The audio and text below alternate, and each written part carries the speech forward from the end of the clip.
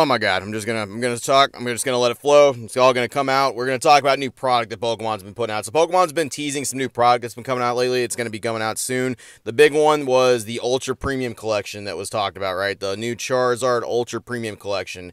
And the very first thing I thought when I saw that was it's like another one. Another Charizard Ultra Premium Collection. Now, people are going to look at that and be like, what do you mean, Opossum? There was never another Ultra Premium Collection with Charizard. Well, no, not all over the box or anything like that, but definitely featured for sure. The Celebrations one did have a nice gold medal Charizard, if everybody can remember correctly. Yes, it also had Pikachu, but that Charizard is really the card that sold that Ultra Premium Collection. That's what people really wanted. It really wasn't the Celebration packs or any of the other bullshit that was in there. People kind of just took that, was like, oh, well, you know, some extra stuff and things like that. I looked at it and I'm like, man, what a era of Sword and Shield where Charizard just gets to eat, man. Like, okay, Charizard fans, I get y'all. I'm not here to talk shit about the Charizard man himself. I like Pokemon. I like Charizard. I think it's a well-designed Pokemon. It's cool. I like it. I don't hate Charizard personally, and I will never say that it's a bad Pokemon. That is not the thing that I'm trying to say here. What I'm saying here is it's funny that in the Sword and Shield era of fucking Pokemon, basically, you have Charizard. You have Charizard right there for the Ultra Premium Collection. I mean, say what you will about Sword and Shield. The Pokemon from Sword and Shield, I personally do believe, should have had spotlights and some of this stuff, right? For example, Cinderace probably should have got that spot for being the fire starter of the Sword and Shield Galar generation, right? Now, look. People are going to say they don't like that. People are going to be like, oh, yeah, Cinderace is mid. He's mid. Charizard's wet. Look, we can argue back and forth like who's the better Pokemon, who's got the bigger dick, who's doing all that stuff, right? That's all up to personal preference, right? That's all up to how people personally feel about the Pokemon, and us arguing whether who's designed better is Charizard or Cinderace. People are going to throw around, oh, Charizard's marketed better and stuff like that.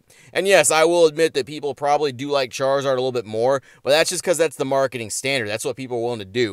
I really do feel like Sword and Shield Pokemon aren't really given a fucking fair chance. I really don't. Like the first year of Sword and Shield TCG, I talked about a good little bit, and then I would say like, you know, the first third, maybe, you know, a little bit past that of the second year of Sword and Shield TCG, you did have a lot of emphasis on Sword and Shield Pokemon, especially with the DLC for second year. You had the Calorexes, you had the Urshifus, you had all that stuff, and then your first year, of course, they were doing them outright. Now, your third year, they just completely are going for the Legends Arceus take right there, and I get it. I 100% understand with Pokemon Go thrown in there, but I mean, like, Sword and Shield is the era of the TCG, and that is my main argument point for Pokemon getting that. Look, Cinderace didn't even have to get it, right? But can we all admit that, like, Charizard is, like, being played out? Like Virginia, my wife, she fucking loves Charizard. She is a Charizard fan. I know. I married an Evolution, a Charizard, a Hello Kitty. Like, man, it's just saying, like, if we have spare money for collectibles, we have no shortage of where it can go. That's all I'm going to say. You know what she said?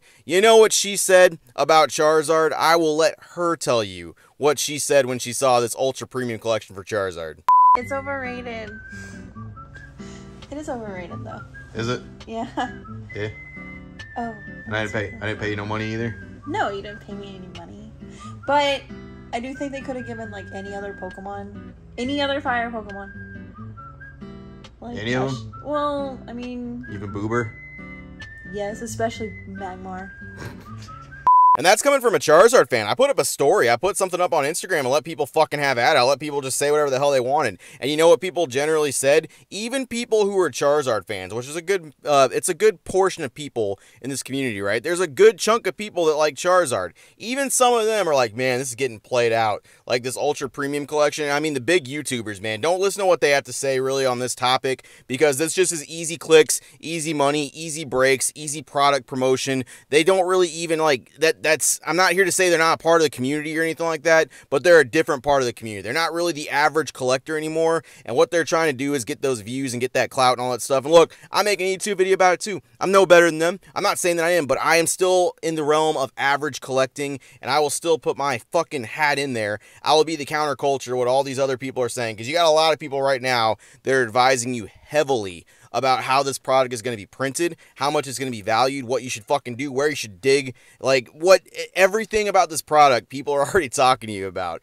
Well, there you go, right here first. I not only have permission to call him a whore, but I have permission right there to say that he inhales Charizard dong every time they drop one. He doesn't care what it is. Take his money because it's going to be worth money. Right there, out of his own mouth. He left his own comment. So anybody who says that I'm not allowed to say that they're Charizard whores, I'm taking too far, I have permission. Right fucking there, man. And I just feel like it's had its course. Charizard's done, and people are going to be like, oh, well, what about the stacking tins? There's a Scorbunny on the stacking tin. Yeah, well, look who's fucking right next to Scorbunny. Charizard. Like, he's everywhere. He's everywhere. He's eaten so well in the Sword and Shield era. Hell, Tag Team era. I will speak the world of Tag Team era Pokemon. They were guilty of this stuff too for Sun and Moon Pokemon. They kind of neglected some of their Sun and Moon Pokemon for tag teams. Yes, they did have some. Like, you know, they had Rowlet and Alolan Exeggutor. They had the Melmetal Lucario, which Melmetal I think is a great addition to that stuff. And my personal favorite, Pheromosa and Buzzwole. There's a lot of people that do not like the Ultra Beast. This card's fucking amazing. Like, I understand if you don't like Naganadel and Guzzlord. I get that. I personally like that card. But if you don't like it, I completely get it. How do you look at this card, though, right here? Pheromosa Buzzwole. How do you look at this one right here and be like, mid? I just don't get it. And they're Gen 7 Pokemon, and they're getting love, and, like, straight up, the one thing that I'll say about Tag Team is how they double-dipped Charizard and Venusaur. They got 2 Tag Team GX Pokemon. You had Charizard Reshiram, Charizard Breaks, and then you had Venusaur Snivy and Venusaur Celebi. And you know who else could have got one of those extra, you know, Charizard and Venusaur slots? I don't know. Fucking Poplio or Litten, the starters from Gen 7. I don't know why that's like such a thing that Pokemon doesn't want to do. Oh, it's marketing and stuff like that. Really, people aren't given a fair chance to like these Pokemon, in my opinion, because you're not giving them. Like, imagine if they made a super fudgy, delicious alt art of like Cinderace, like doing some crazy stuff, kicking a giant fireball, like just some over-the-top art, like the Pokemon artists always capture. They always capture the personality of Pokemon so well. Or just something really super dope with Rillaboom. Because one of my favorite actual alt arts from Sword and Shield is the Inteleon VMAX. The one that you could get from the special decks. Or I think for pulls in English it was Fusion Strike. Someone correct me if I'm wrong. I believe that's where it was from. The one where he's like sitting on the sniper tower basically camping, watching for the noobs. He's basically got the fucking, you know, one shot, one kill sniper looking down there. Camping in Call of Duty. Basically people hating his ass. But right there, that's one of my favorite cards. It just captures it so well. It's on par with the Gengar, even though people don't think so. Even people want to be like, the Gengar VMAX is so good and all that stuff, and it is. It's a fantastic card. It really is, but like, there's so many things that get slept on in Sword and Shield, and Charizard just eats up all these spots where the appreciation could go. Even further example of this stuff, right? Shut up! So year 3 Sword and Shield so far, right? You know, we had our first set, and we had a really big one, and I'm going to go off Japanese sets right here because that's what I collect, and that's what I got into, right? So we had Starbirth. We had 4 alt arts that were featured in that, right? 4 alternate Pokemon.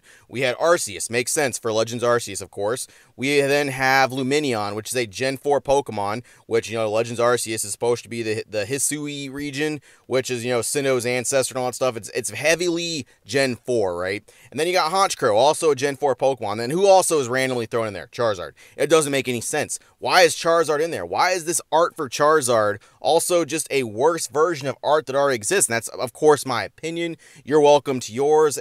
You are entitled to that. But Charizard being in the set really doesn't make a whole lot of sense with the rest of the set flow. I will go on even further. Time Gazer, Space Juggler. You had all these really cool alt arts. You had the Origin Form Palkia, Dialga, you had Hisui and Sneasler, you had Hisui and Lilligant, you had Machamp. Machamp's a Gen 1 Pokemon, however, it is in Stow-N-Side Town, which is a Sword and Shield town that motherfucker was in, running around doing cool stuff. And then you got Beedrill. You just randomly have a Beedrill kind of just floating in there without any relevance to it. I'll keep going. Even further than that, the most recent set that came out, which is going to be Lost Origin or whatever it is called in Japanese. I can't really remember off that. Lost Abyss. That's what it was called, right?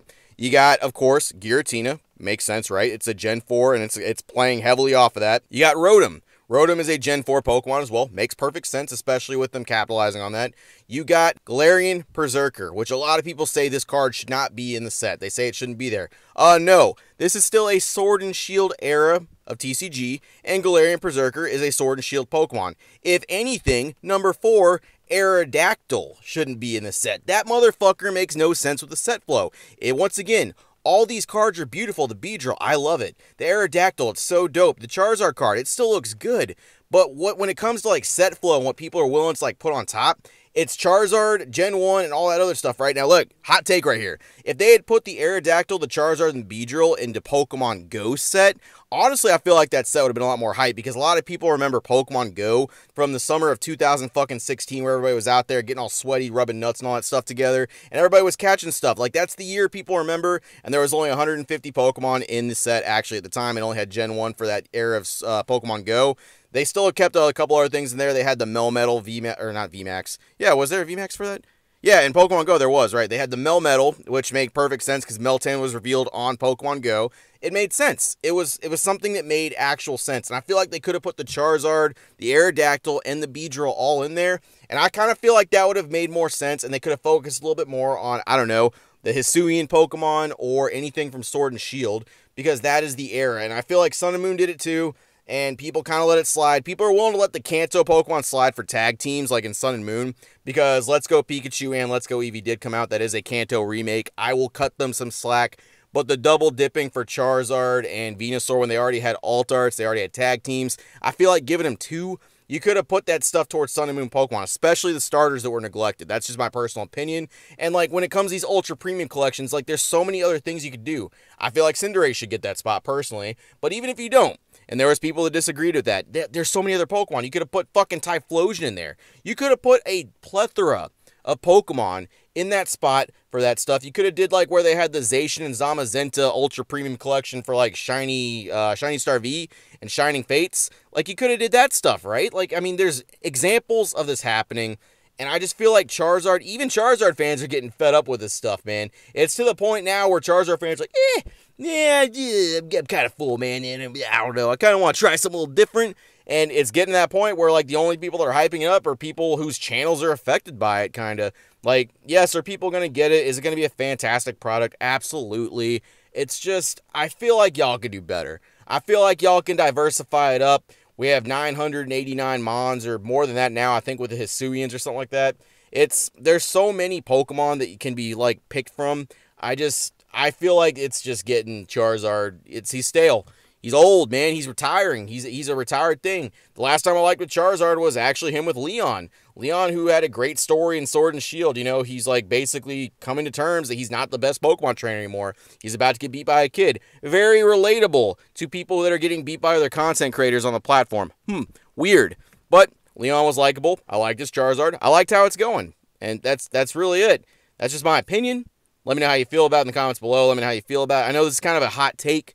A lot of people do like Charizard, but I'm telling you, a lot of the average collectors just kind of want to break. They kind of want to let Charizard, have a little break. Not getting milked out there anymore, not getting fucking, right into the bucket every single time. Let him recharge. Let him get some nutrients back. That's all I got. Hope you have a good one. I appreciate it. Have a good night, virgins.